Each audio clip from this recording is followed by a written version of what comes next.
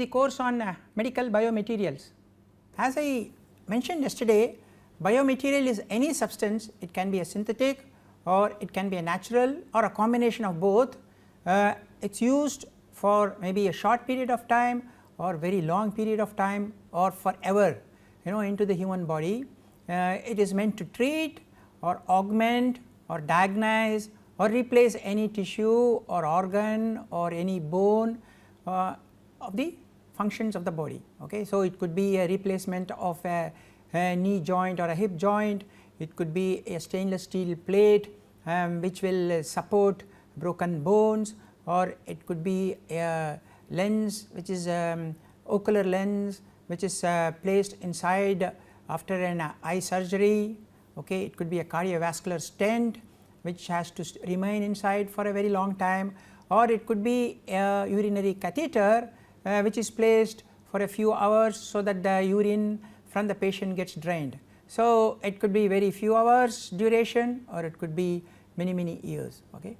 And it could be a synthetic material or it could be a natural material. So, when I talk about the material, it could be a metal like titanium, stainless steel, cobalt, chromium, or it could be a polymeric material like polymethyl methacrylate, polylactic acid, glycolic acid, or it could be a polyvinyl alcohol, polyethylenes, polyterethalates, or it could be a ceramic like hydroxyapatite, calcium sulfate, magnesium oxides, or it could be a biopolymer like glucon, cyclodextrines, and so on actually. Okay. So, we are going to see all of them in the course of time.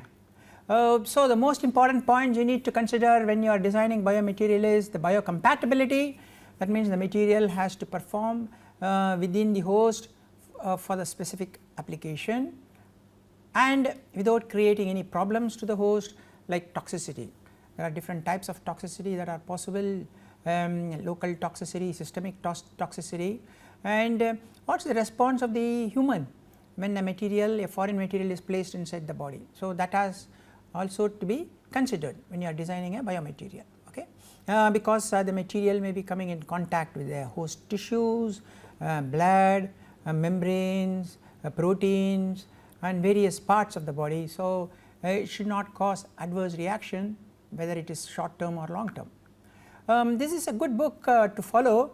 Have a look at this book, Biomaterial Sciences, an Introduction to Materials in Medicine. It gives a lot of information on biomaterials. Okay. As I go along, I will suggest some other books also, but this is a good book to follow. It is an interdisciplinary area.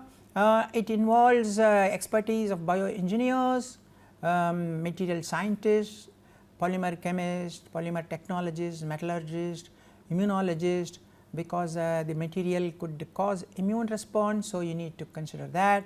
It involves chemists who may be synthesizing new surfaces, modifying surfaces. It will involve biologists, it will involve physicians and surgeons. So, as you can see, it is extremely interdisciplinary. Okay. It starts with engineers, scientists, medical practitioners, and so on. Okay. So, that is why as I said yesterday, it is going to be an exciting time for the area of biomaterials, especially research as well as in the manufacturing of new materials and products. These are some of the journals. You can see a large list of journals if you are interested to read more the current topics, as well as if you are interested in publishing your research. Okay. A large number of journals are given. Some of them are very specific to biomaterials and some of them could be interdisciplinary. Journals like Advanced Functional Materials, Biomaterials, Tissue Engineering Part B, Biomacromolecules, ACTA Biomaterials. So, you can see that some of the journals may take studies on metals, some of them may be on polymers, some of them on blends, some of them on the immunological aspects, tissue engineering aspects, and so on actually. So, a huge number of journals are now available where you can think of publishing your research also. Some of the companies which work in biomaterials, Royal DSM, Wright Medical Technology, Corbion, Zimmer, Bayer, Carpenter Technology, Covalon Technology, Evonik, BASF, Invibo, Berkeley, Advanced Biomaterials, CAM Bioceramics, Collagen, and DPU Orthopedics, Dentsply International, Biomed, DSM Biomedical, Noble Biomaterials. As you can see, a large number of companies located in US and Europe. You will be coming across and these names if you are interested in purchasing samples and so on actually. The biomaterials market is going to be huge. It is predicted in the year 2020 it will touch approximately 130 billion US dollars. Okay. So, the market is divided either based on the material or based on the type of application. So, when you are talking about materials, metallic, ceramics, polymers or natural biopolymers or natural biomaterials. If you are looking at applications, then it could be cardiovascular applications, orthopedic applications, dental applications, plastic surgery, wound healing, neurological applications, tissue engineering, ophthalmology application. So, you can divide the market either based on the materials or based on the applications. Okay.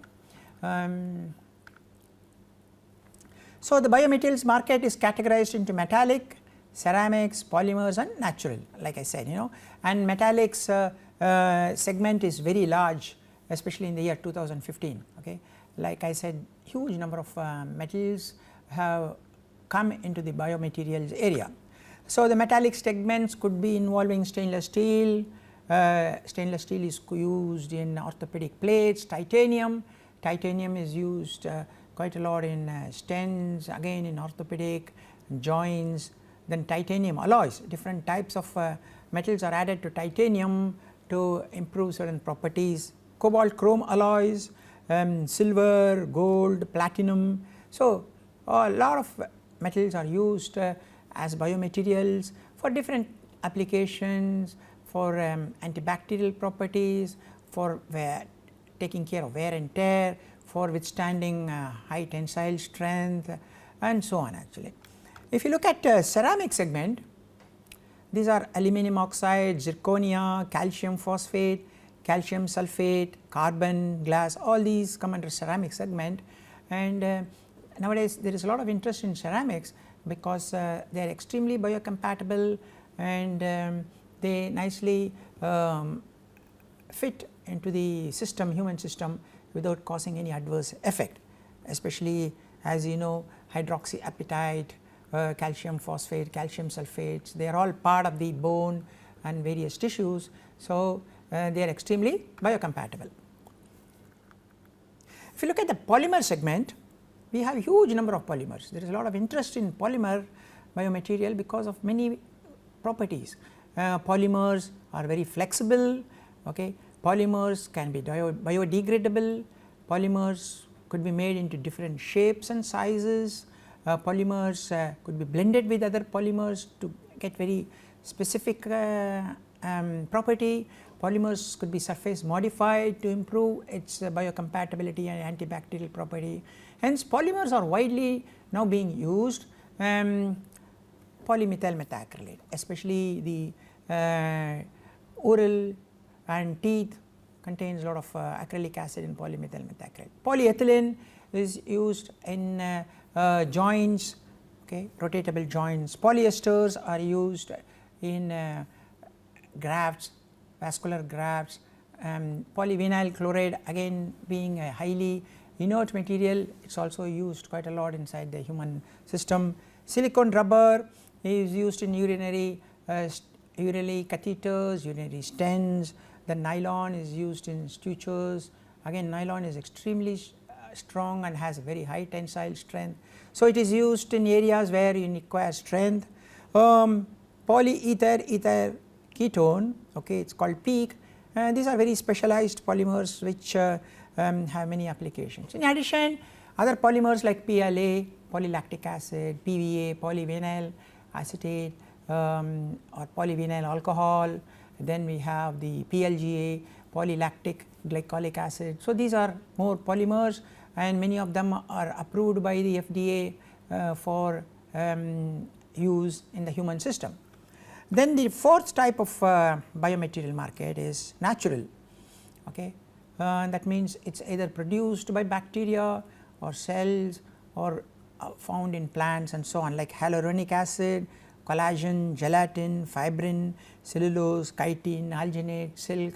The beauty of these biomaterials are they are very biocompatible, hence they will not cause any systemic problems, but they may have some disadvantages like strength, tensile strength or flexural strength and so on. So, what industries do is they prepare blends of natural polymers and synthetic polymers to arrive at a desired property, but the natural polymers are highly biocompatible. So, they are also finding applications quite a lot nowadays in the biomaterial market. So, the biomaterial market, if you look at it based on application, cardiovascular, orthopedic, dental, plastic surgery, wound healing, tissue engineering, ophthalmology, neurological, other applications like drug delivery systems, gastrointestinal, bariatric surgery, urinary applications. Okay. Out of this, the cardiovascular is the largest share of the biomaterials, because we are talking about stents, we are talking about shunts, we are talking about diaphragm valves, we are talking about heart valves, we are talking about heart patches and so on actually. So, cardiovascular is the biggest segment in the area of biomaterial market. This is followed by orthopedic, because orthopedic, when we talk about, we are talking about areas like bone replacement, joint replacement, augmenting after a fracture, bone plates, bone screws, wires, different types of metals and polymeric blends are used. So, the orthopedic takes the second largest application the year 2015, and the cardiovascular is the largest share of the biomaterial market as far as the application is concerned. Okay. So, as I said yesterday that just like drugs, the biomaterials, once it is designed in the lab and tested in vitro, has to undergo just like drug, animal trials and then human trials. So, a lot of animal trials have to be performed like rabbits, guinea pigs, mice, crabs, pigs, bacteria. Okay. Sometimes you have to test the actual material, or sometimes we need to test the extracts or eluent that is coming out of these, okay, to see whether the leachants coming out of the biomaterial is causing any cytotoxicity or problems like that. Okay. And then finally, it has to go to human volunteers for long term studies. Okay. So, different parts of animals could be tested depending upon the type of application for which you are looking at. If I am looking at cardiovascular area, then I may not be using small animals, I may be using larger animals like pig or even dogs. Okay. If it is biocompatibility or cytotoxicity, I may go into smaller animals. So, depending upon the type of application, we may test in small or big animals actually, okay, before it actually goes into the human volunteer studies. So, there are many testing labs are there. Everybody follows this Association for Assessment and Accreditation of Laboratory Animal Care International. Okay, so, they do a lot of testing on animal like rabbit pyrogen, US pharmacopoeia class testing, sensitization, implantation, subchronic and chronic effects, toxicity effect, intracutaneous reactivity, irritation, necropsy, histology. Okay. Then in vitro testing could be on cell lines, different types of cell lines, cytotoxicity, hemolysis, that means what happens, effect of biomaterial on the blood, then complement activation, PT, PTT, AMS, mutagenicity, carcinogenicity. Generally all these labs follow all the usual guidelines based on say USP or ISO or JP or European or British Pharmacopoeia, FDA, Food and Drug Administration, or ASTM standards, that is American standard for testing of materials. Okay. So, the test conditions could vary because like yesterday I told you the biomaterial may be placed in an area which is in contact with the blood. So, the pH of the blood is 7.4. So, the material will be coming in contact with the plasma of the blood, maybe the red blood corpuscles, white blood corpuscles. Okay. Whereas, if the biomaterial is a urinary catheter or urethral stent, it may be the pH may be neutral, but it may be in contact with the salts present in the urine, okay, like calcium oxalate, okay, magnesium salts, and it may be in contact with the bacteria like E. coli and Protease metabolase. So, the biomaterial has to be tested depending upon its application. Okay. So, the pH, as you know, varies quite a lot in the human body. Okay. If it is going to be in the region of stomach, then we are talking about very acidic pH, whereas if it is in the inside the body, in the blood plasma, we are talking about 7.4. Okay. So, material has to be tested at various pHs depending upon what you are looking at. Then oxygen, this is also very important, especially if you are talking about ocular lenses. Permeability of oxygen is a very important factor. So, oxygen diffusion, oxygen partial pressure needs to be looked at depending upon the location, whether it is interstitial, venous or artery. Temperature 37 degrees centigrade, or if it is skin is much less, 28 degrees centigrade. Mechanical stress, okay. If it is tendon, the peak stress could be almost 10 power 8 Newton per meter square, whereas if it is muscle 10 power 7 Newton per meter square. Stress cycles, because we are talking about joints which may undergo a lot of cycles, or we are talking about diaphragm valves which may be undergoing a lot of cycles. Heart muscle contraction, we are talking in terms of 10 power 6, that is million per year cycles, whereas if it is peristalsis it could be 10 power 5. And then the length of implant could vary between days, months, or even much longer depending upon the application. And also it may be just placed below the skin or in the blood region, or it could be in the brain region or mucous region depending upon what type of study we are trying to undertake. Okay. So, the test conditions vary quite a lot, the locations where the biomaterial has to be implanted varies quite a lot, the duration also can vary quite a lot. Okay. And there are some FDA and ISO guidelines. FDA mandates test based on length of contact, that means it could be 24 hours, 1 to 30 days or greater than 30 days. Okay. ISO 10993, this is the European Union certification. Okay. Okay. So, one needs to consider the FDA and ISO guidelines for testing of biomaterials. Okay. Classification of biomaterials is very important. I briefly did mention about classification of biomaterials. Let us look at it more detail. So, we have the artificial materials, we have the natural materials. Okay. Natural materials could be biopolymers, like I mentioned, it could be alginate, it could be glucons, it could be dextrins, it could be hyaluronic acids. Okay. These are all produced by bacteria or fungus or cells, or even derived from plant or animal origin, like some of the collagen. Okay. Or it could be artificial, that means I make it in the lab. Okay. The artificial material could be inorganic or organic. Okay. Organic that is using carbon, hydrogen, nitrogen, oxygen, sulfur. So, organic biomaterials are generally made of polymers. Okay. PET, PMMA, PTF, FE, or PLGA, PLA, PVA, and so on. These are all polymers.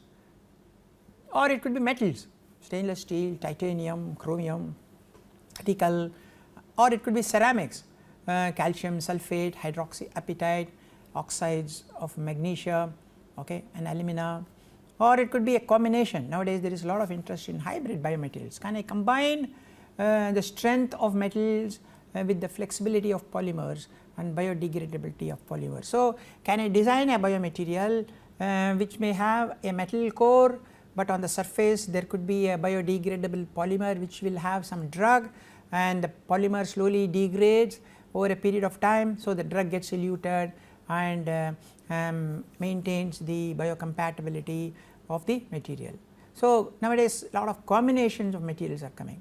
Can I coat say hip joint with the polymer layer so that the friction is reduced, and so on actually. So, there is a lot of interest now happening on hybrid type of biomaterials, where you are combining metals with polymers, ceramics with metals, ceramic with polymers, and so on actually. So, we will look at some of them as we go along slightly in more detail. Okay. Some commonly used biomaterials: silicon rubber. Silicon has been used in catheters, tubings, okay, quite a lot. They were also used in urethral stents. Then comes Dacron. Dacron is nothing but okay, ester, polyester. They are used in vascular grafts, large diameter vascular grafts. So, if there are any vascular vessel needs to be replaced because of infection or because of damage, then Dacron type of polymers or tubes are used to replace that. We are talking in terms of 2 to 3 mm in diameter. Cellulose, okay, this is a natural polymer. They are quite widely used in dialysis membrane, especially if a person has problem with the okay, kidney, and dialysis has to be performed to remove the salts and other toxins accumulated in the blood. They perform something called a dialysis, and their cellulose membranes are used to remove the salts and the toxins from the blood. Okay. Polymethyl methacrylate, this is a polymer widely used in dental application. It is used in lenses, bone cement. Okay. Polyurethanes, okay, polyurethanes they are very flexible, almost like rubber. So, they are again used in catheters, they are used in pacemaker leads. Hydrogels, they are used in ophthalmological devices. They are extremely hydrophilic. So, they can retain water, they can swell in water, and so on. They are also used in drug delivery systems because it's they are extremely hydrophilic. They do not cause any adverse reaction, and they can swell, and the drug that is present inside the hydrogel because of the swelling gets released. Stainless steel, because of its strength, it is used in orthopedic devices. It can use for replacement of bone parts, okay, and it can also help in maintaining the growth of bone after a fracture. So, stainless steel is used there. Also, it is used in stents. Of course, cardiovascular stents nowadays use extremely hybrid metals like titanium, nickel, and so on. Titanium is very biocompatible, so it is used quite a lot in orthopedic. It has got good strength, both tensile strength and compressive strength. It is also used in dental devices like screws. Alumina, because it is a ceramic or inorganic material, it is very biocompatible. So, it is used quite a lot in dental devices. Hydroxyapatite, after all our bone contains only hydroxyapatite. So, it is widely used in orthopedic, it is extremely biocompatible, and bones grow nicely, especially after filling bone defects with the hydroxyapatite. It is also used in dental devices, okay, especially filling up gaps, and also for facial surgery. Collagen, this is derived from animal, but it is reprocessed.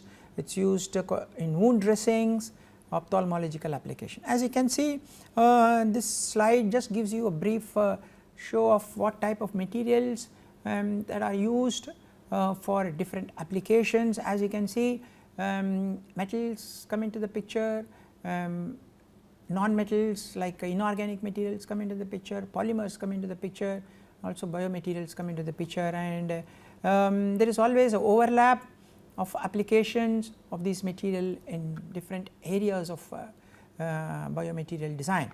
Okay. So, what do biomaterials do?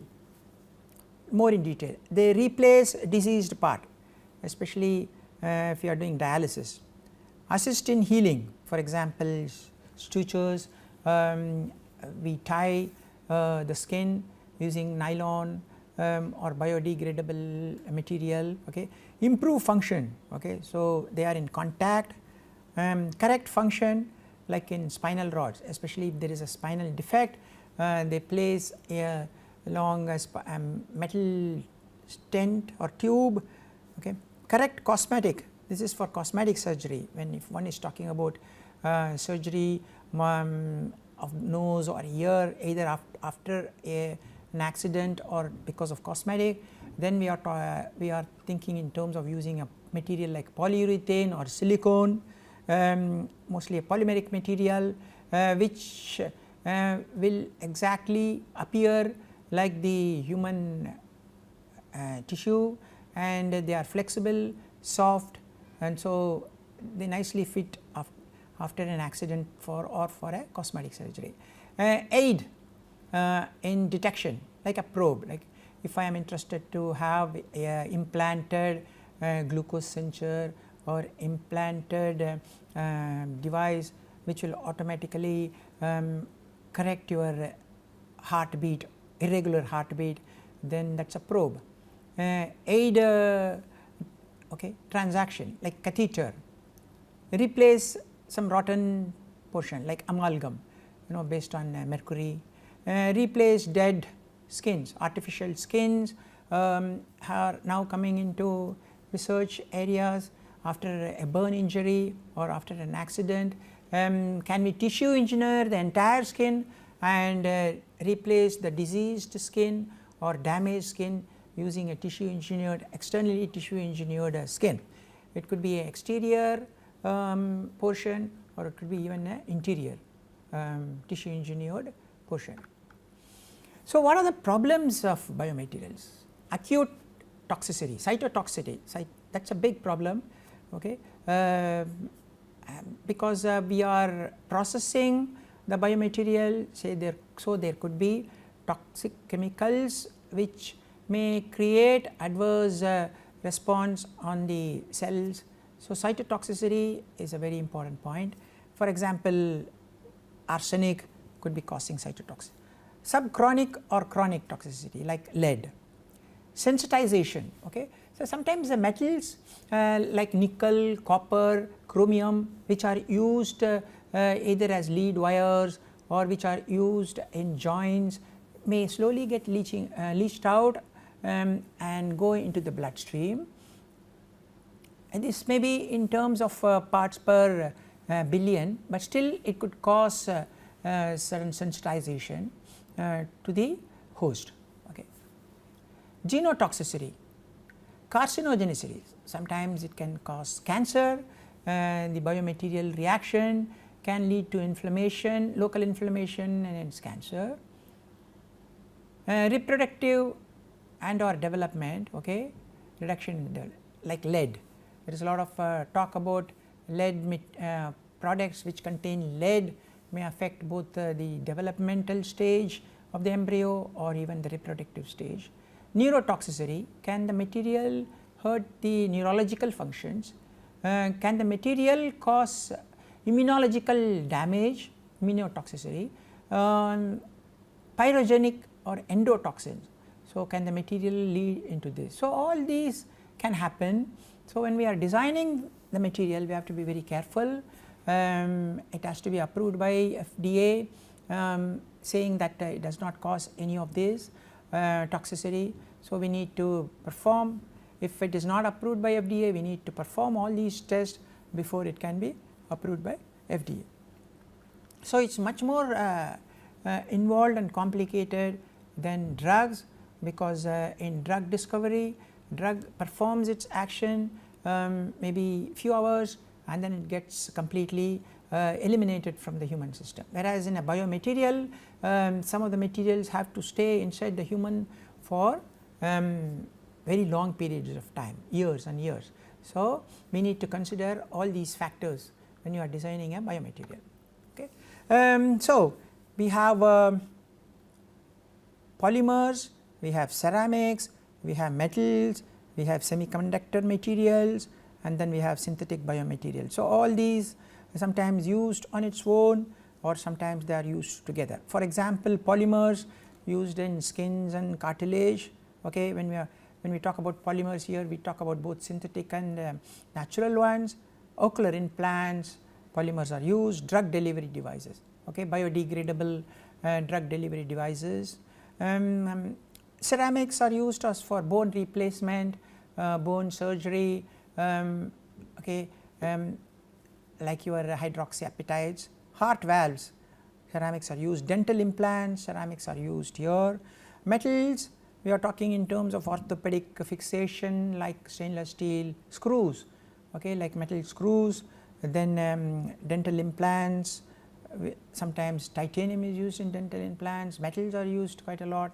The teeth cap, sometimes metals are used. Semiconductor material like biosensors, implantable microelectrodes. So, you see large all these applications, we have all these base material which are used either on its own or they are used in combination to achieve certain function. Okay. And there is no hard and fast rule and that one cannot use a particular type of biomaterial for some other application. Depending upon the needs of the application, the materials can always be tailor made to satisfy that particular application. Okay. So, we will continue in the next class more on the biomaterials. Thank you very much.